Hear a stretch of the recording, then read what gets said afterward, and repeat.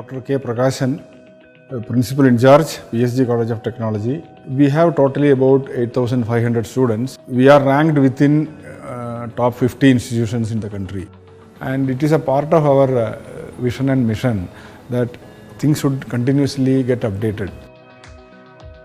In 2011, PSG College of Technology decided to start an undergraduate program in robotics and automation. That is the first kind of a program in the state of Tamil Nadu. When you talk about institution of international repute in robotics, I think we should have all the ingredients. So we have industrial robots, then we were searching for cobots, then we find universal robots. We have a UR5 universal robot. After buying it, we felt it is very user friendly, very easy to set up, and it is a robot that works on an open source platform. So students can also download some driver software and they can do some experiments. So customization is very easy. So we have incorporated this into the curriculum for the BE Robotics and Automation Engineering program.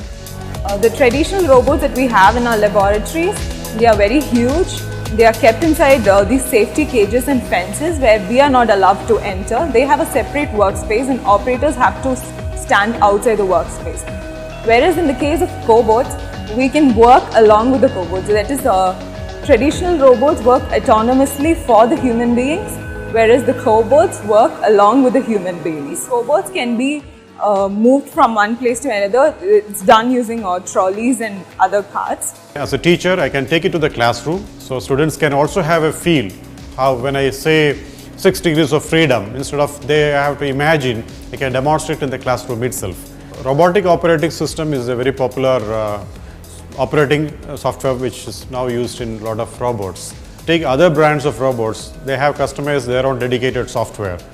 But Universal Robots has a platform where it works on ROS. So for our students, it is easy to understand the application of ROS in an industrial robot.